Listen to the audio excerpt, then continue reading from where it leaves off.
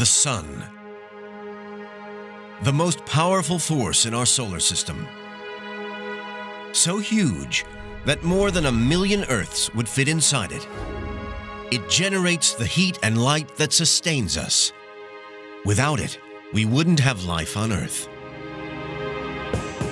But our Sun is also violent and volatile, and becoming more dangerous as it ages. It will get hotter and thousands of times brighter.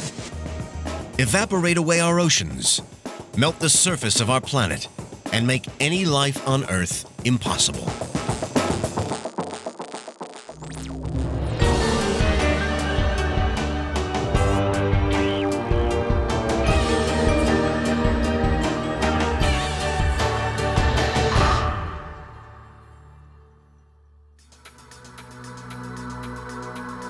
Sunrise, a daily celestial wonder, bringing the heat and light that keeps us alive.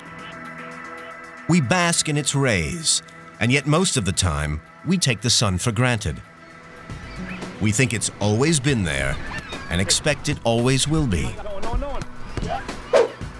Our only worry is sunburn. But the truth is very different. The sun can wipe out our most advanced technology, be as powerful as nuclear explosions, and can put our lives at risk. And in the future, as the sun ages, its glorious energy will become a nightmare, driving humans off the face of the planet, potentially threatening our very survival as a species. Understanding what will happen to the sun is something that astronomer Don Brownlee knows about. The sun lasts a very long time, but it doesn't last forever. All stars have a limited lifetime, just like all people have a limited lifetime. Our lives on this planet are inextricably linked with the sun's life cycle. But how do we know about the sun's life, when it was born, and when it will die? Especially when scientists are dealing with time spans of billions of years. No forester ever watches a redwood tree grow for 3,000 or 4,000 years, and yet we absolutely know the trees start as little seedlings, they get bigger, they get giant, and eventually they die. Likewise, see millions of stars in the sky, and you're actually looking at stars in all the stages of evolution. The sun is a star, just like those that fill the nighttime sky. So looking at other stars reveals fascinating details about our own sun's life. This is a stellar nursery around Orion's belt. Young stars less than 1 million years old are forming here right now, just as our sun did billions of years ago.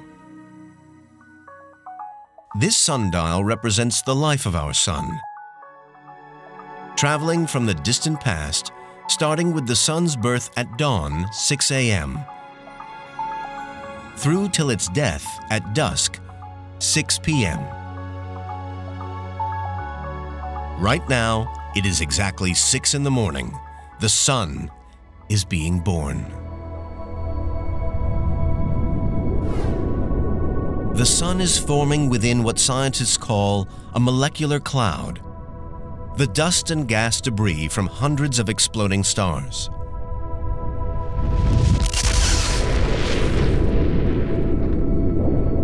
The molecular cloud is mainly made up of hydrogen, the most common element in the universe. Gravity draws the atoms together, so that over the course of 1 million years, the cloud collapses in on itself. Gradually, more and more material clumps together at the center. It's a bit like when fire dancers make circles. The further away the fire is from their hands, the slower it rotates. If the dancer nearest the camera makes a tighter circle by bringing the fire to the center nearer her hands, it rotates faster and faster. And it's the same in the molecular cloud. Molecules rotate more quickly in the middle, which becomes denser and denser, until the atoms in the center become so packed, so compressed, they heat up. As I put compressed air into this model sun, I can feel it heat up, like hydrogen compressing when the sun was forming. And this is how the sun got hot and began the fires that warmed the Earth for billions and billions of years.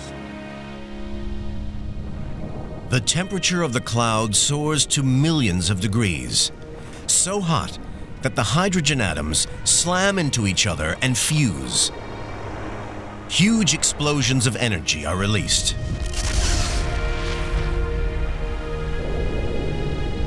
The force of these explosions pushes outwards against the force of gravity.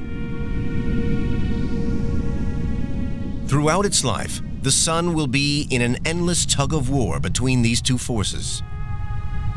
But now, there's a stalemate. The pressures balance each other. The sun is born.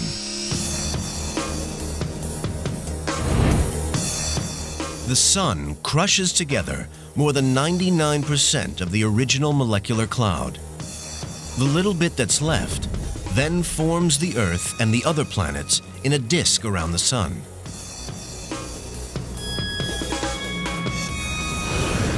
Scientists generally agree on this model of how the sun was born.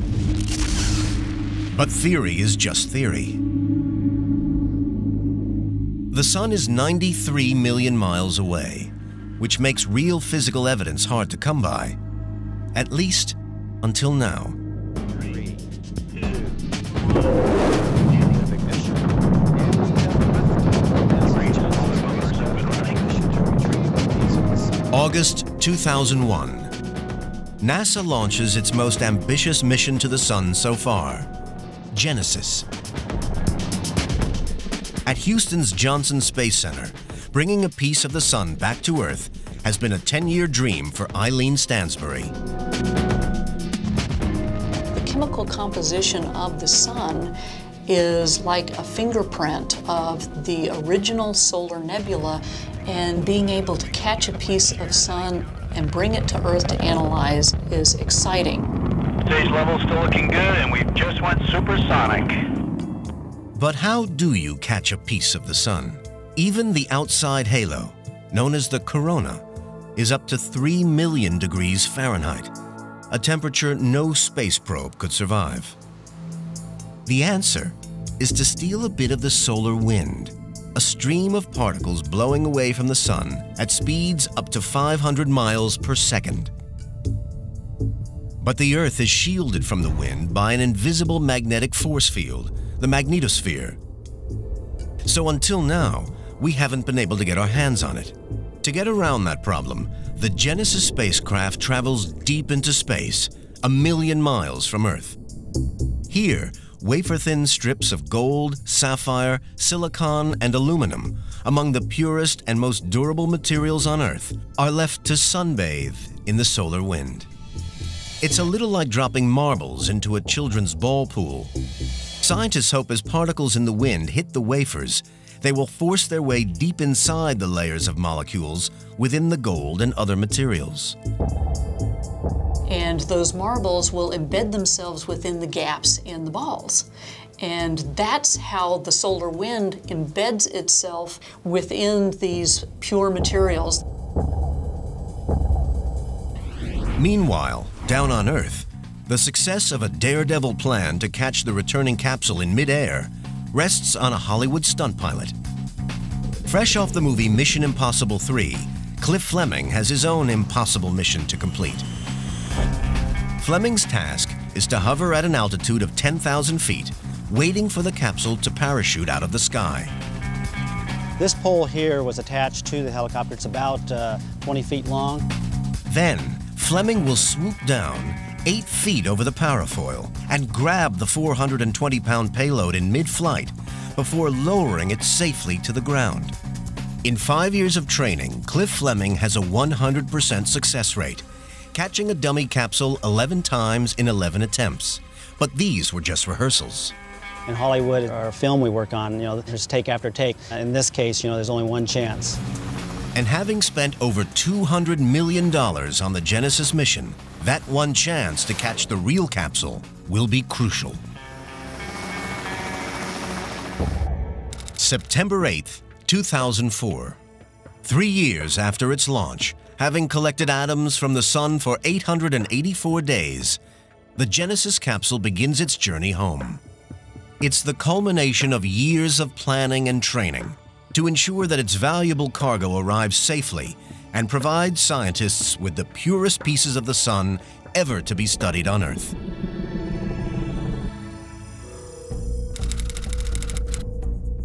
We were anxious. You had the adrenaline flowing that morning. I've been working on this mission for a decade. The capsule re-enters the Earth's atmosphere and, as planned, heads toward the Utah desert where Cliff Fleming is waiting to catch it. I felt like I was just a center fielder out in a baseball field waiting for the pop fly to come in, and everything was right on time. Right on time, back in the control room, the capsule comes into view. But something's not right. It's not supposed to tumble. We knew that something was wrong. The parafoil is supposed to slow the capsule down, but it hasn't opened. The capsule tumbles out of control, and there's no way that Cliff Fleming can possibly catch it.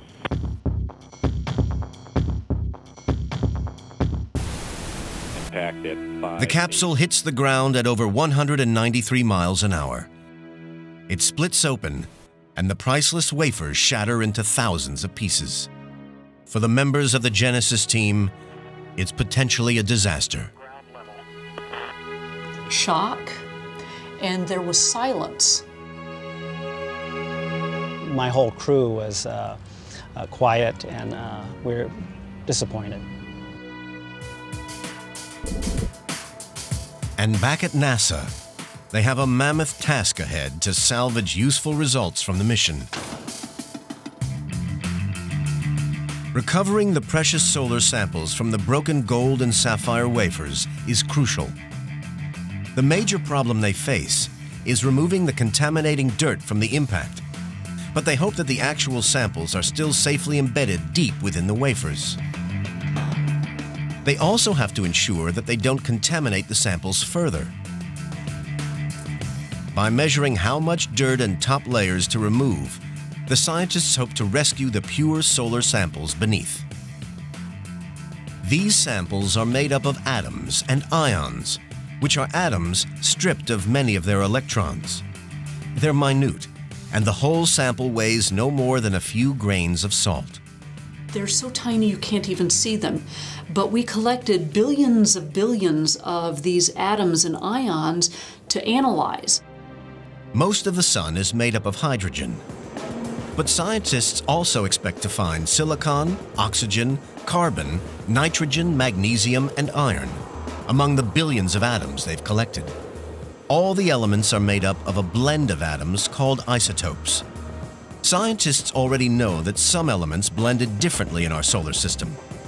Only the Sun contains the original blend from the molecular cloud from which every other blend came. It's an exciting opportunity to view back in time to the very beginning, to the birth of our solar system, and try to understand where we came from. The team has already successfully extracted the first atoms, but it will take time before they can answer all these questions. What they already know is that planet Earth is uniquely located to benefit from the Sun's light and heat, and that is vital for life. We're in the temperate or Goldilocks zone of the solar system. Not too hot like Mercury and Venus, and not too cold like Mars. Instead, it's just right for life to flourish. It's 10 a.m. on our sundial, 4 billion years after the Sun was born. Animals are just appearing. 35 minutes later, humans walk on Earth, our bodies created out of carbon, originally from inside a star. And today, we rely on the Sun for our very survival. Its energy fuels trees and plants, which are essential for the food chain we all depend upon. And by evaporating water from the oceans to form clouds, the Sun supplies us with rain to nourish our crops and fresh water to drink. This energy is created more than 93 million miles away at the heart of the sun's nuclear engine. At temperatures in excess of 27 million degrees Fahrenheit, 4 hydrogen nuclei fuse together to create a single helium nucleus. But the helium is slightly lighter than the 4 hydrogen nuclei, and it's that missing material which is converted under Einstein's famous formula E equals mc squared to pure glowing energy. It's given off as tiny particles of light called photons. Every sunbeam is full of them. Every second, almost 600 million tons of hydrogen are converted into helium. That's more energy in 1 second than 6 billion nuclear power plants would produce in a year. But how does the energy reach us? The incredible journey that photons make to deliver energy to Earth is something David Bodanis, a solar expert, knows all about. Those photons of light that come down and give you a tan after a while were created over 1 million years ago, and some were starting their journey when the dinosaurs were still around.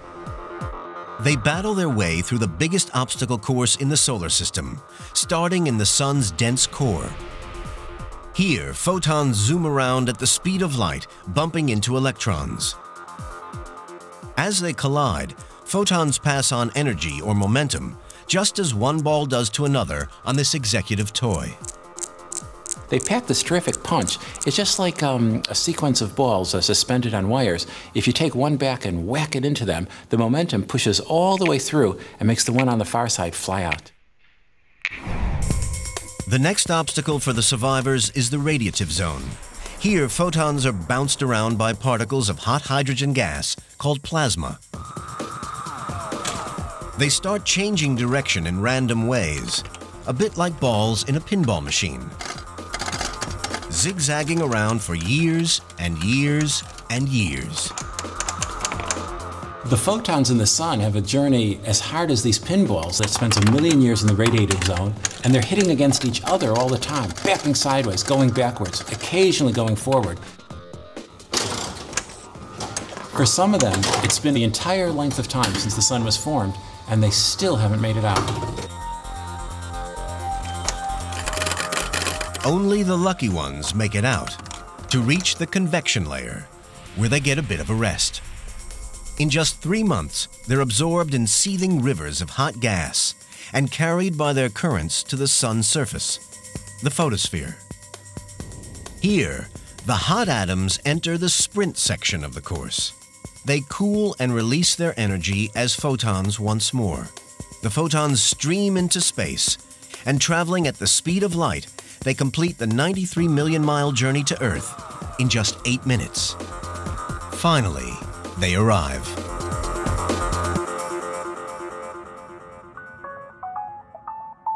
Photons have been providing heat and light since the sun started glowing. By 10 a.m., the conditions they helped create gave us animal life on Earth. But where are we today on the sundial? Exactly how old is the sun? Scientists know its age because of one remarkable fact. The sun sings. It doesn't really play a tune, but scientists have discovered that massive pressure changes deep within the sun cause vibrations that resonate through to the surface and bounce around inside the sun like sound waves or seismic waves on Earth. This is the sound of the sun singing. To allow us to hear the sun's voice, scientists speed up the frequency of the sun's oscillating pressure waves 42,000 times and compress 40 days of vibrations into just a few seconds.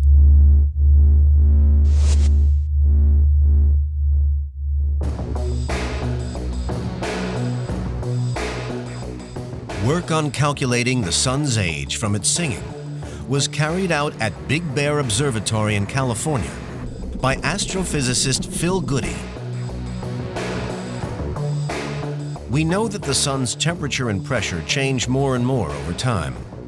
Phil Goody and his team have worked out that these changes would cause the sun to sing a different song. This is much like the case of a drum. I put my fingers on and increase the pressure, I get a higher frequency, a higher pitch. And when I take my fingers off, I hear a lower pitch. It's as though the drum, when it ages, it gets softer. Just like the drum, as the sun ages, changes in its density, pressure, and temperature cause the sun to sing at different pitches. But unlike the drum, which loses pressure as it gets older, the sun's pressure increases, making the pitch higher. Scientists calculated at what pitch they would expect the sun to sing at each stage of its life. Finally, they matched today's song to those calculations to find out its current age. We've been able to precisely determine the age of the sun to be 4.6 billion years old. So that's kind of a surprise. Their discovery makes the sun millions of years older than they had previously thought.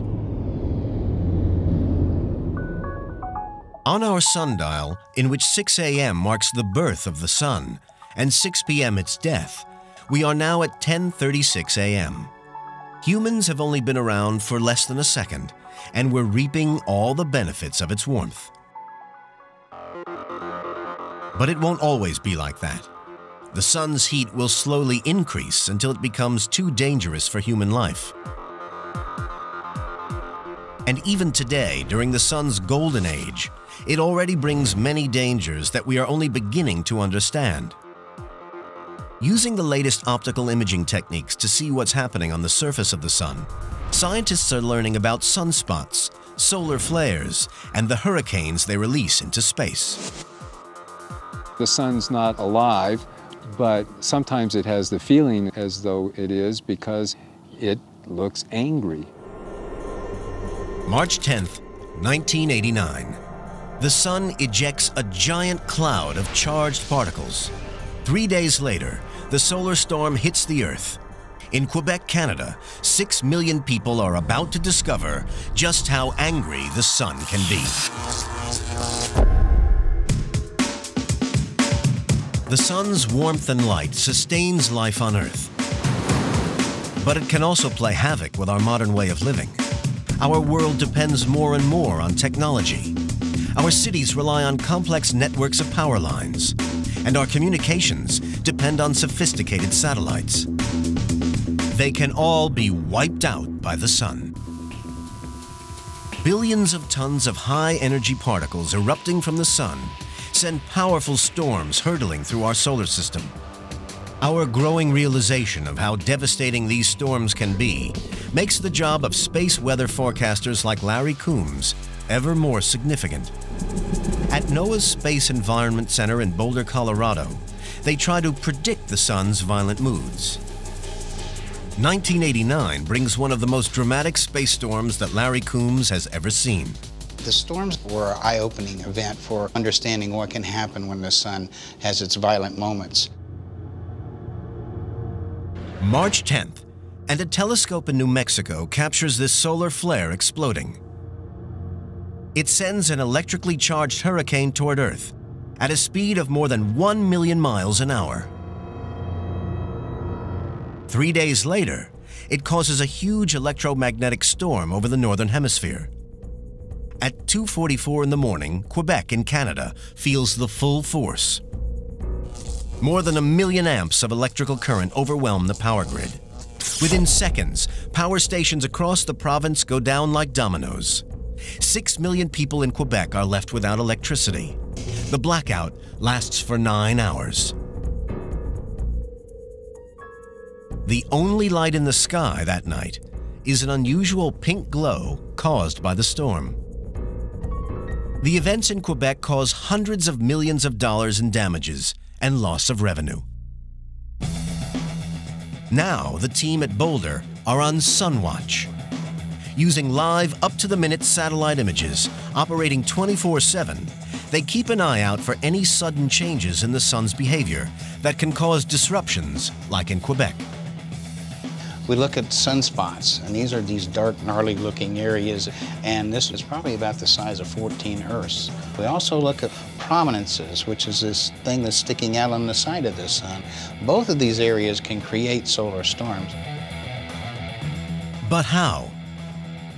Scientists believe that the sun's moods are determined by its complex magnetic fields.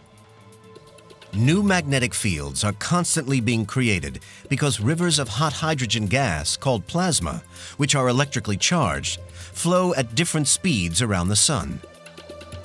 The Sun's rotation tangles these magnetic lines together, forcing parts of them to emerge on the surface as dark sunspots, and prominences that start sticking out from the surface. The plasma flows and field lines continue to build up as under this sunspot. Eventually, the field lines get so twisted, they snap like rubber bands and cause explosions. So once prominences and sunspots are seen, forecasters are on alert for explosions on the surface of the Sun. Sunspots can be followed by solar flares. These are so powerful that they are like millions of megaton nuclear bombs all exploding at once, sending electrically charged radioactive particles out into space. Prominences just get bigger and bigger. Some end up looking like flares before they too blow up. Both flares and prominences can also be followed by even bigger eruptions in the form of what scientists call coronal mass ejections, or CMEs. When these occur, the Sun discharges billions of tons of electrically charged gas. All these phenomena unleash high-energy particles, which carry electromagnetic fields with them to Earth, and they can disrupt equipment that is electrically conductive, such as a power line. At the California Institute of Technology in Los Angeles, they are trying to understand the science behind the Sun's explosions. Solar physicist Paul Bellin makes his own prominences. He feeds the same ingredients that make up the Sun into a vacuum chamber. 1 kilovolts. Sets up a magnetic field, adds hydrogen plasma, and then drives very large electrical currents along the field. 3 and fire. Our laboratory prominences are a nice human size, about this size. Prominences on the Sun are typically 60,000 miles, and the Sun is just full of them. Real prominences can grow for days or weeks before they suddenly explode. In the lab, the whole process takes microseconds. But by using a high-speed camera and colorizing the images to see more detail, Bellin's team can watch the effects in slow motion. As the magnetic forces increase, the fields begin to arch and twist up. And they're really the same as the kinds of forces that you have between magnets. Here, 2 magnets attracting each other, or 2 magnets repelling each other. See, I can't bring them together. So on the Sun, some of these forces are attractive, and they will cause prominences to merge with each other, for example. And the force that makes the prominence blow up is a repulsive force.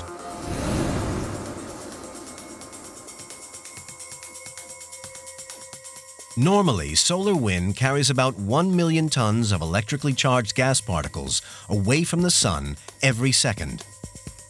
But when these explosions occur, the storm clouds of additional particles are more dangerous.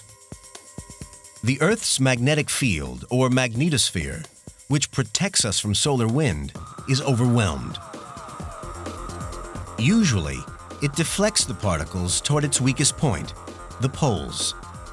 Here, they react with oxygen and nitrogen in the atmosphere to create streams of different colors, a phenomenon known as the aurora, or northern and southern lights. But when strange lights appear in the sky away from the poles, as in Quebec, they are a sign of intense solar storms breaching the magnetosphere. Boulder, Colorado, September 6, 2005. Larry Coombs and his colleagues monitor an intense solar storm. As we're speaking right now, we're having a strong solar flare going on. If we look at the blue image, we can definitely see the energy being blown out from the Sun at millions of miles per hour. The Sun experiences one of its violent moods, producing explosion after explosion after explosion. Northern lights appear all over America. This time, it's not the power grid that's affected, but communications. High-frequency communications, radio blackouts are occurring with our aircraft. We're also having problems with satellite phones as well. If we look at our plots up here today, we can see that this activity is affecting the Atlantic and the Pacific. So both ways, communications are blacked out. We've got 12 in progress. Everyone wants an update, and the alert status is high, particularly for any airlines that fly near the poles, where the only communication is via high-frequency radio. During solar storms, high-frequency communications can be wiped out, blinding the pilot and risking the lives of passengers. Great, thank you. But if airlines get warned, they'll reroute or even ground planes. And it's not just the airlines that fear radio blackouts. Other communication systems can be knocked out. In space, satellites have been damaged, causing loss of signals. Imagine no TV. Imagine all cell phones stop working. But it's not just electrical damage and radio blackouts that these storms can cause.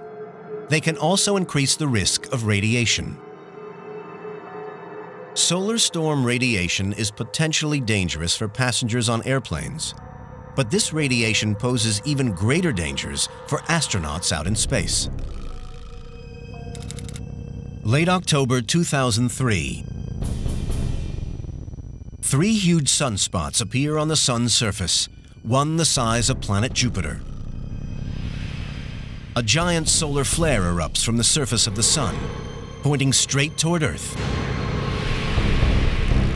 And high above the ground, astronauts on board the International Space Station find themselves directly in the path of the deadly radiation the Sun unleashes.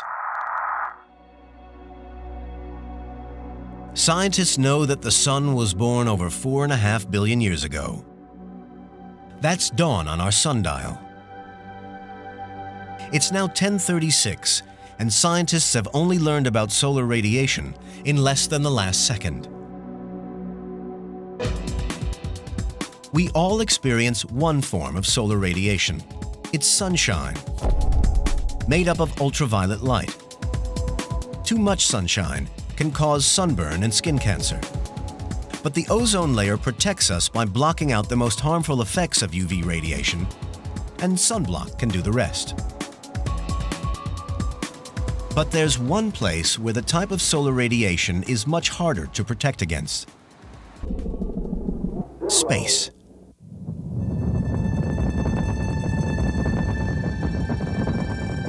Space travel has always been dangerous.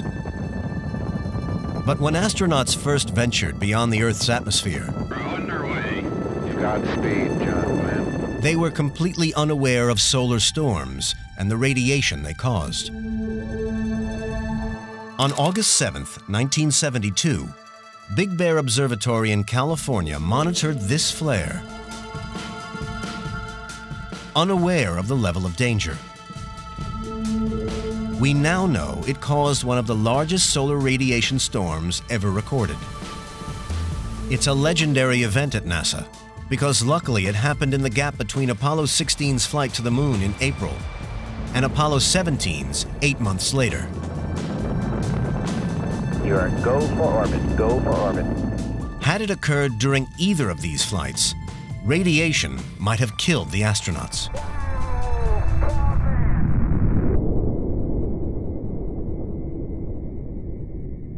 Scientists know that intense solar storms can be as dangerous to astronauts as the gamma radiation from nuclear blasts.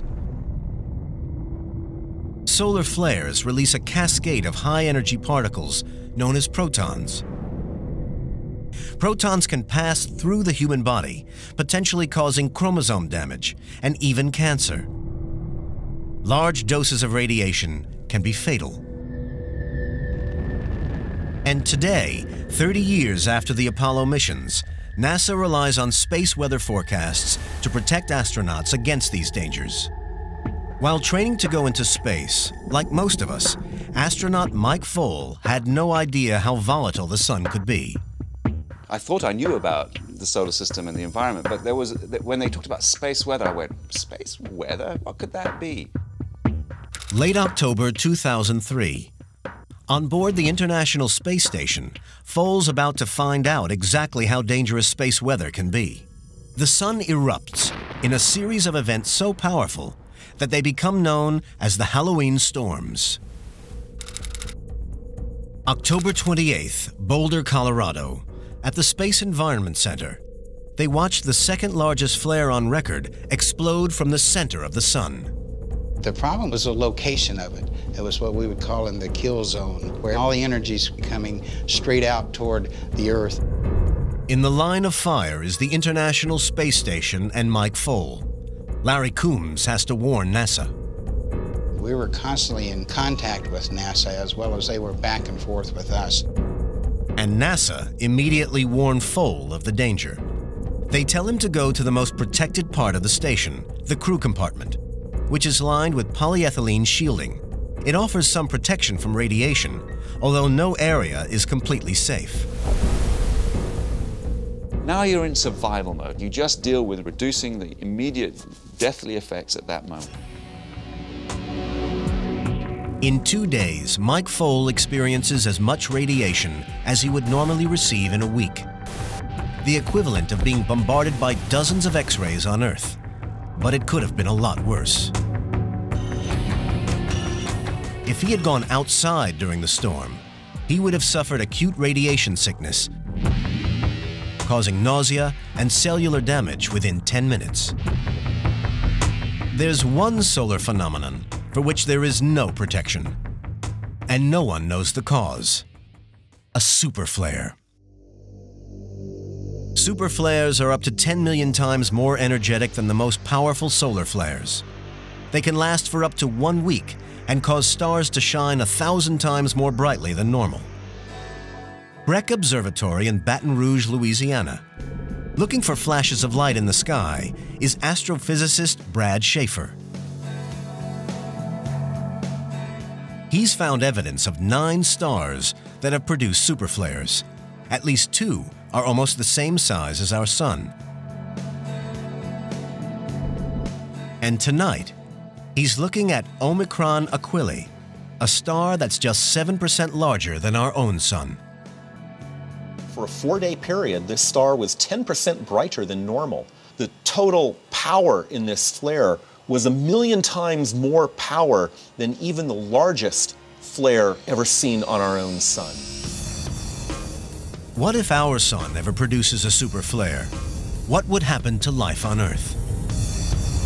Schaefer believes everything in space would be fried. On Earth, every power grid would go down.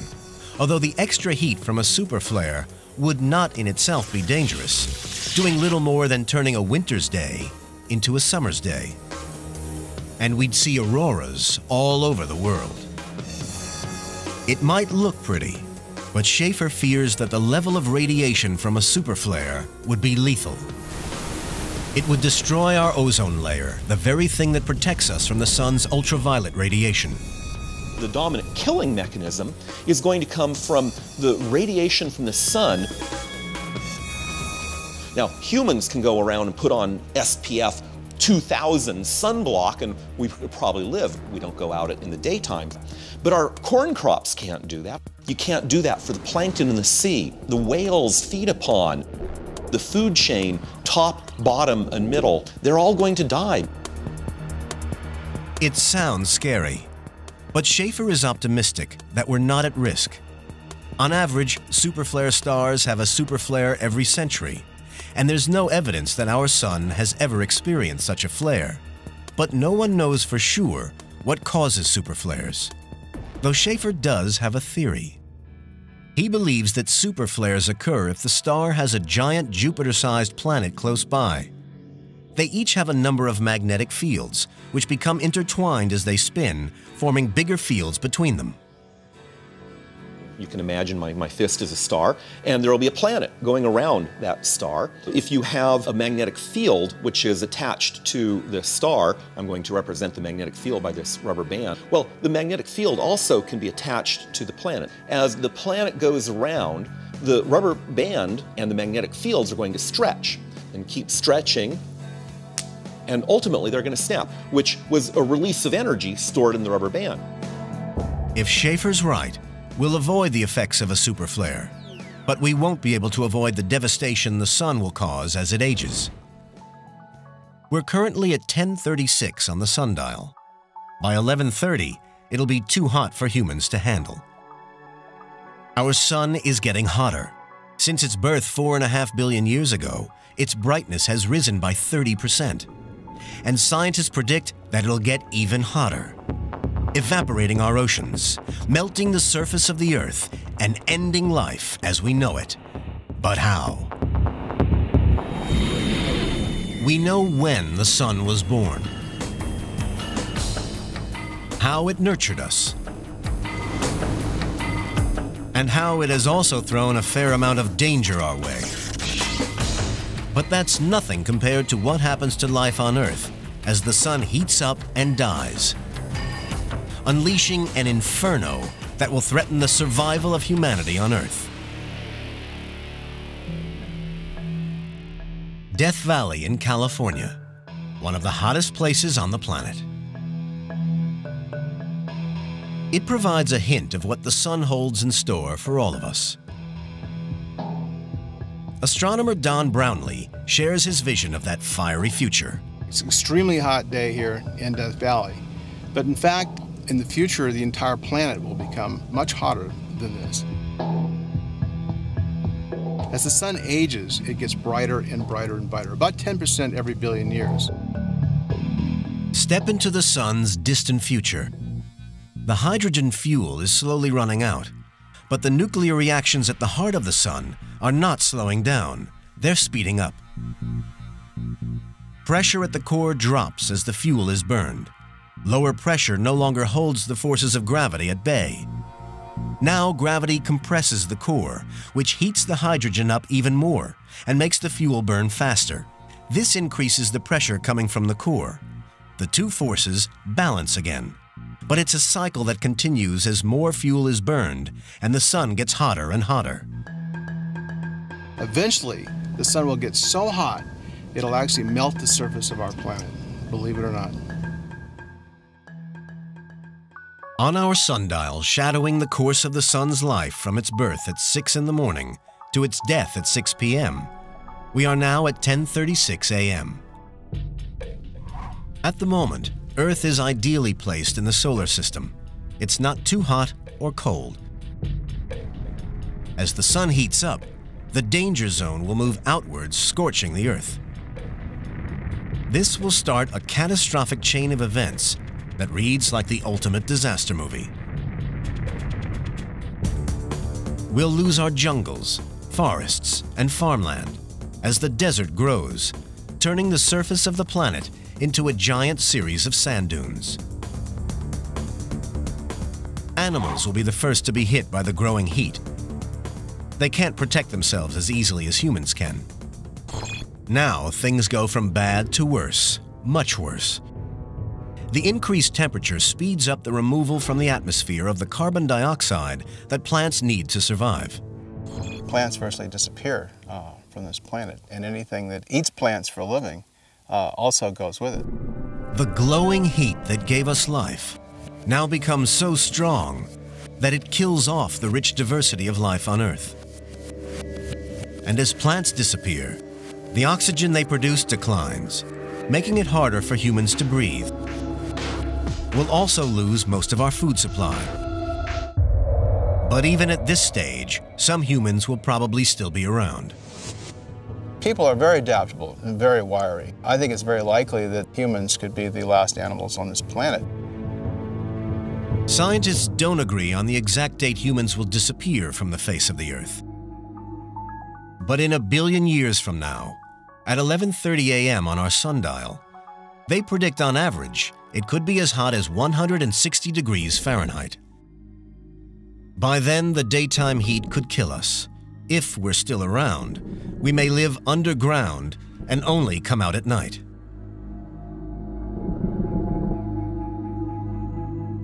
People have two options. We can build more and more sophisticated artificial environments on our own planet, or we can potentially go elsewhere. I know it's a common belief that we are destined to live somewhere in the outer solar system. If we're going to survive as a species, we are going to have to find a new home, especially once the Earth's water starts to vanish. As the sun keeps getting hotter, Earth also gets hotter, and more water evaporates until all our oceans disappear. And it's this disaster that will make human life on Earth impossible. In Death Valley, the lake at Badwater dried out 10,000 years ago, leaving just salt flats. It's an eerie foreshadowing of what's to come. I would describe this area as totally alien. It looks like we're on a different planet, but it's our planet, and all of our planet will look like this.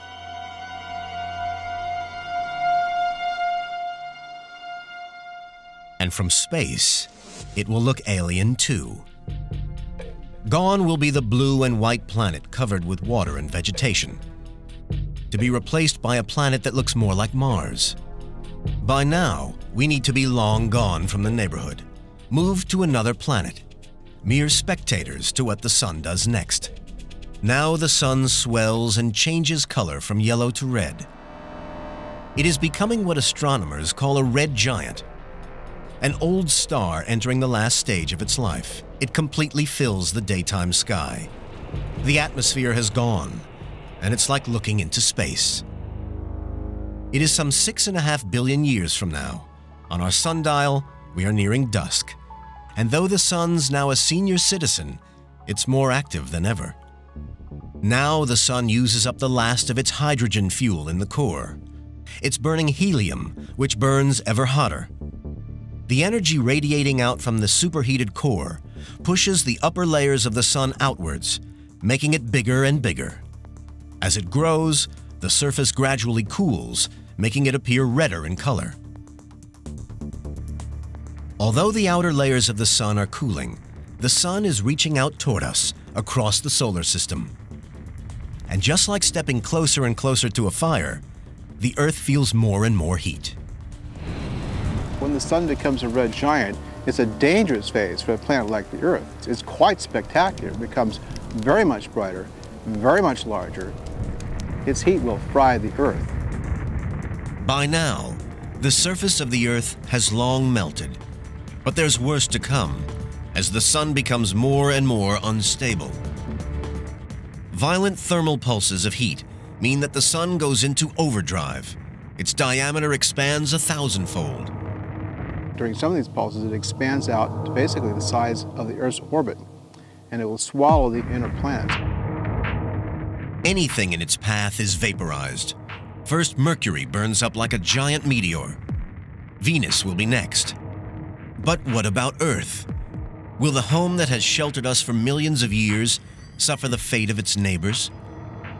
As waves of heat tear through the sun, it sheds billions and billions of tons of material into space, and its gravitational pull weakens. This may just allow the Earth to move away from the sun and escape incineration. But scientists don't know for sure, and even if Earth escapes a fiery end, it is by now an unrecognizable molten planet. It's approaching 6 p.m., dusk on our sundial, and the sun's life as a burning star is over. But it's not big enough to blow up and become a supernova. Only superstars, over 8 times as massive as our sun, explode. Eventually, it shrinks into a white dwarf, living on for hundreds of billions of years, but only producing a faint glow. So this is the way the sun ends, not with a bang, but a whimper. The wonderful sun that provided the Earth heat and energy for billions of years will end up being a small star not much larger than the Earth. The sun gave us life. With its death, all life on Earth will be gone. If humans still exist, we'll be somewhere among the stars. So next time you're on that beach enjoying the sun, remember, it won't last forever.